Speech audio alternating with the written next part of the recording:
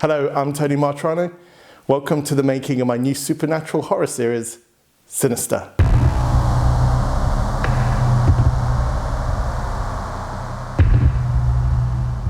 So the Sinister series is made up of 3 books. The first one called Sinister, the second Malefic, and the third Dominion, due out Halloween 2023.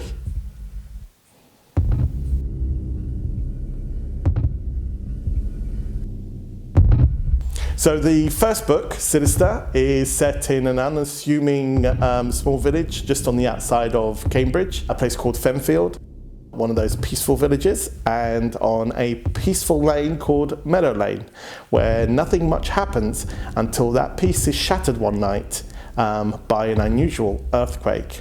Now, this earthquake propels the residents out into the street in the middle of the night, where they discover that the earthquake actually signaled the arrival of a comet.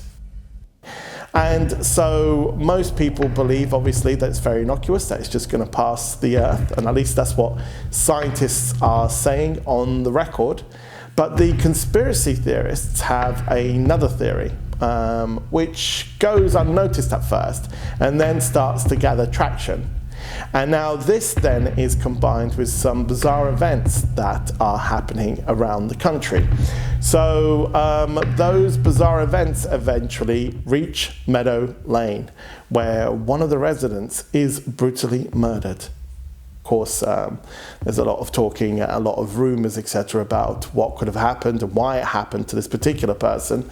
And that's the case until there's another incident, of course. Now, at this stage, the residents of Meadow Lane believe that they're being targeted one way or another, and police are coming under a lot of pressure to solve the mystery before something else happens to someone else. And it's this that I find particularly interesting about this story. Again, it's set in a close-knit community, which is one of those things I enjoy writing about, the human dynamics of people that have to sort of interact with each other in this close proximity. And in this particular case, we have ordinary people living on an ordinary street, just like yours and mine, but they are presented with the extraordinary. And of course, their first instinct is to sympathize with what's happened and sort of rally around, if you like, with the person in question or the family of the person in question. But when something else happens to someone else on the same street, then things change. Things start to change them because they start to look at themselves, they become more insular, they start to worry more about their own. And they start to think the unthinkable, which is, if it happened to that person at number 12 the other night, then tonight it could happen to me.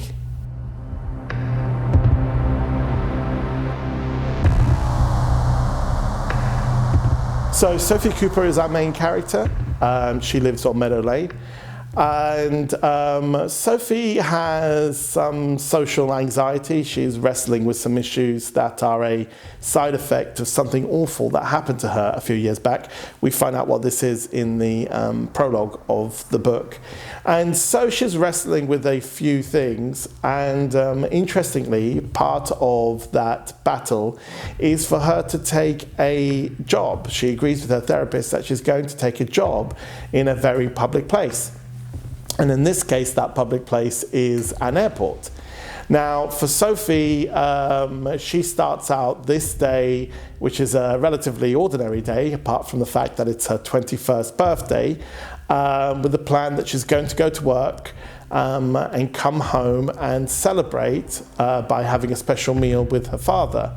What she doesn't know is that before her shift ends, she's going to receive a phone call that would change the course of her life forever.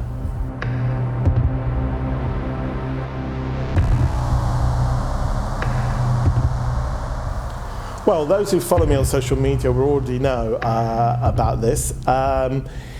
Sinister started life as a manuscript called Incubus, and this manuscript was very much about the name, which is an incubus. And for those of you who don't know what that is a male demon who is known for visiting and having sex with its victims at night.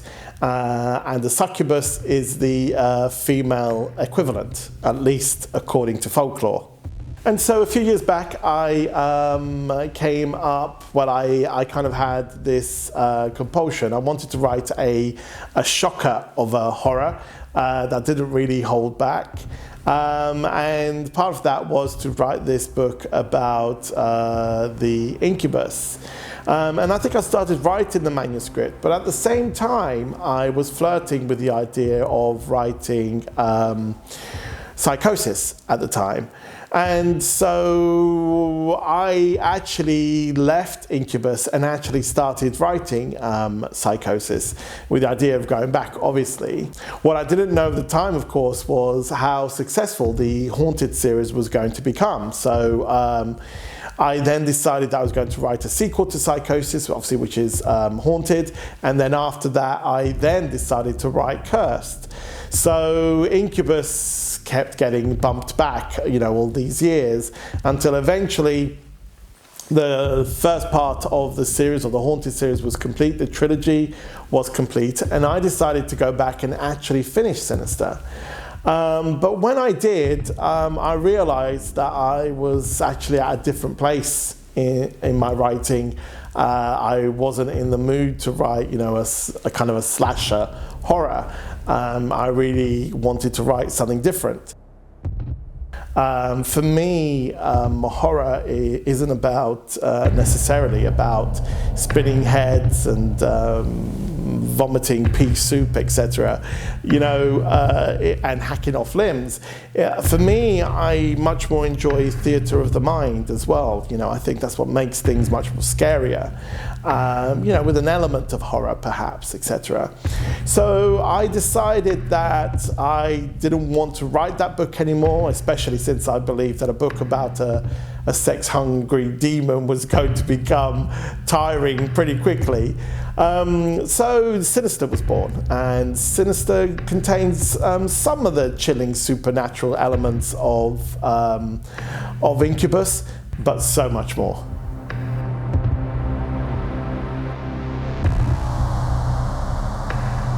I love this question, and so much so that I think it should have been the first question. Realism in books is so very important to me, in all the books that I write. In fact, I remember my first book, Nimbus. I came from writing plays, so I remember when my friend first suggested that I write a book, my first response was, "Are you crazy? I couldn't write a whole book. I'm a dialogue guy." But I thought about it, and when I did, I thought, okay, so if I do write a book, I want this book to be, as close to realism as it can be. It was quite an environmental book, I think, for the time, which is a long time ago, about the consequences of acid rain, etc. And in this case, not just on the environment, but also on humans. And so I like the idea of something relatively innocuous. We go out in the rain every day, and we don't like to be rained on, but at the end of the day, it's just rainwater. But what if this rainwater had something in it that was lethal to humans? And so realism for me is very important, which is kind of funny because I write supernatural thrillers and fiction, so I couldn't be furthest from the truth if I tried, or from reality if I tried. But what I do like to do, though, is try and keep my books as close to reality as possible, because I think that reality makes them much scarier, whereby you can relate to something that could happen to you, or you can relate to something scary that does happen to you, etc.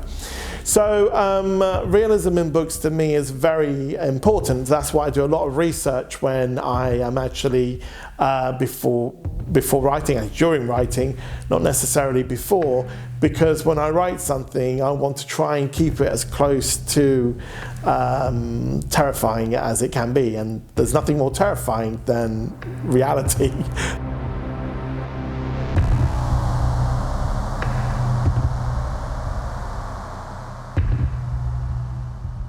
So book 2, Malefic, picks up straight after book 1. I think it's pretty much within the same few days.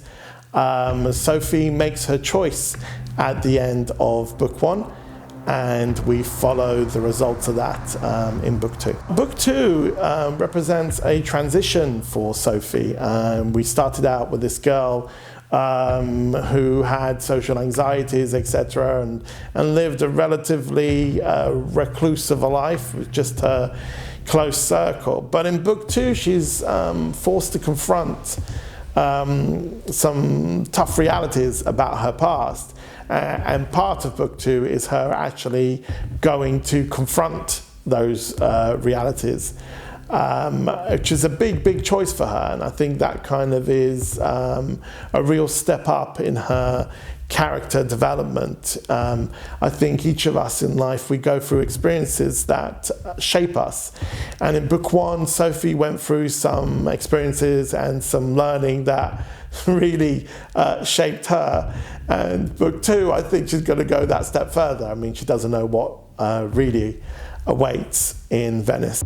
And of course, La Serenissima is a beautiful backdrop to this story. I mean, this is a stunningly beautiful Gothic city with so much history.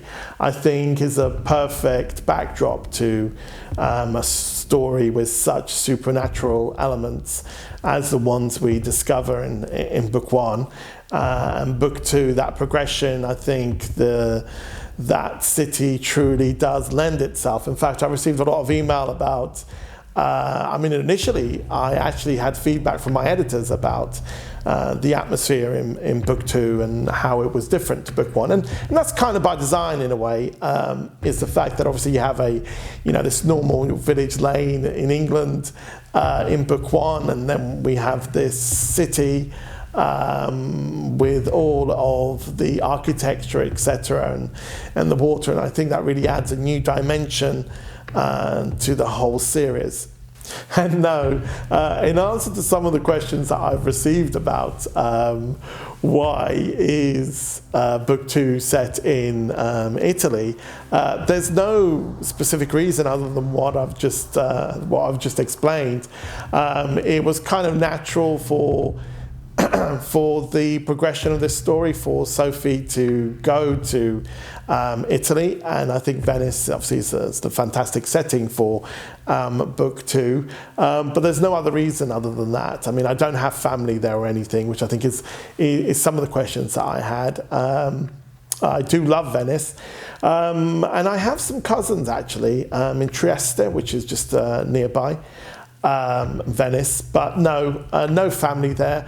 My parents' heritage actually hails from the south of Italy, the Basilicata. They are true country folk. I can't quite say that, can't do that accent. And probably best I don't try.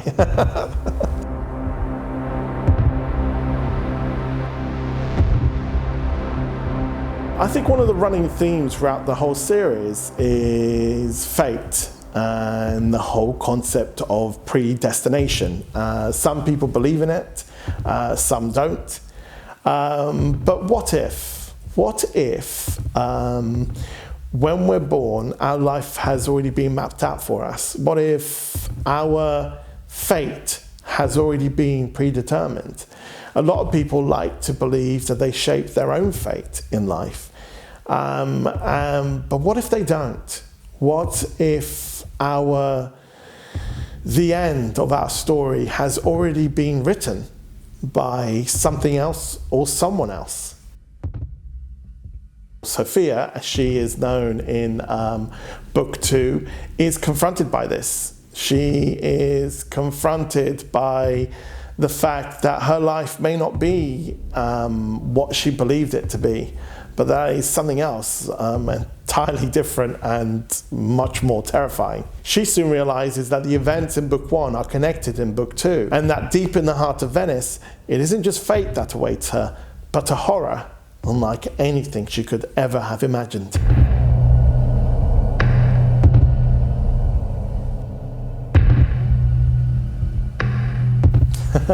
Not much, really. I think this is the thing when you write a series of books where information and the storyline develops over the series of, in this case, 3 books. It's very difficult to say something about a particular book, like book 1, for example, book 2, without ruining it for potentially ruining the story for someone, you know, in book 3, etc. So I think you have to be very careful about what you say, which, you know, throughout this whole interview, I've been thinking, so you have to be very careful about what you say. But what I can tell you is that the book is very atmospheric. That's certainly not the feedback that I've been having, obviously with it being set in Venice, and of course the stunning backdrop obviously has had quite an effect on some readers. But also in terms of story, what you find is Sophie has left England suddenly, and the police want to know about that. So the events on Meadow Lane and beyond Meadow Lane that happened in book 1, they need to be investigated and are going to be investigated in book 2 as well, in addition to what actually happens in Venice also. So that isn't quite over in terms of how the story progresses, and the characters that we met in book 1, they do return in book 2.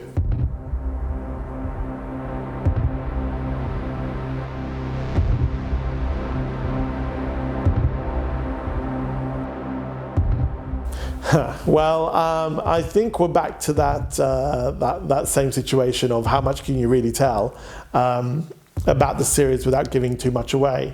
Well, I think that one thing that I can say, which is based on the feedback that I've received so far, and this is something that wasn't really, you know, I didn't really set out that way, it wasn't designed that way, but I think there's a lot of girl power in the series, you know, Sophie and the people around her. And I think that's probably because of the fact that through the 3 books, we witnessed the evolution of this and she's a young girl. It starts out in Sinister, you know, relative introvert, but then in Malefic book 2, she's forced to confront certain issues and grow considerably. And then in book 3, kind of like all bets are off.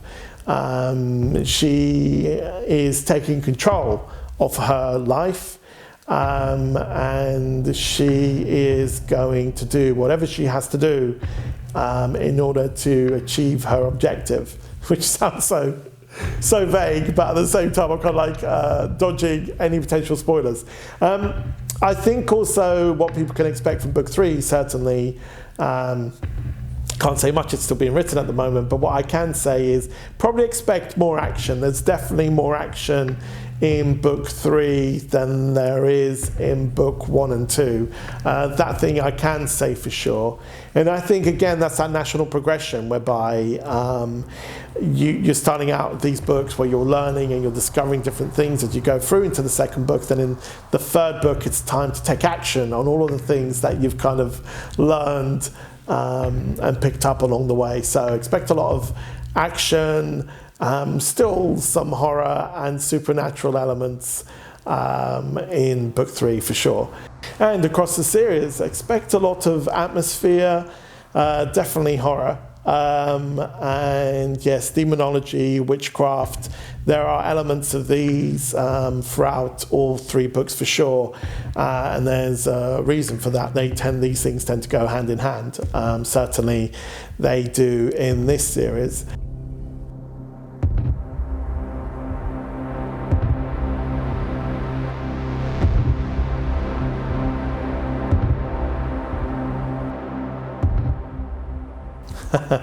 How did I know I was going to get this question? And it's a great question.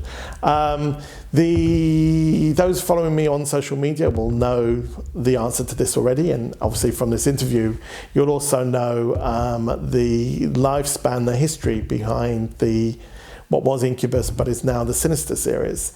And the plan was to always go back and actually finish what's now become the Sinister trilogy. And as you know now, the 3rd book is due out later this year. So the Sinister trilogy will be complete. And so Haunted is, people know, is my most successful series. We followed Marco and his story for 3 books. But during that time, I think Marco learned a lot, so much about himself and, of course, about life. So I think that he has the skills, all the skills necessary and required to help other people who may well be experiencing or the same things that he experienced and go through the same troubles that he went through. So I think that he's perfectly placed to be able to help others. So I think the Haunted series as is a great, what I like to refer to as origin story for Marco. But I think that he and Buddy have a lot of adventures ahead of them. So certainly the plan is to go back to the series, which is obviously loved by many of you, and for that, of course, I'm most grateful. So I'm waffling here, but I think the answer, the answer to the question is absolutely. There are more adventures in store for Marco and Buddy, and just watch this space. So buckle up. It is going to be a bumpy, creepy, scary, spooky, thrilling, witchcrafty, satanic, action-packed, heart-wrenching ride.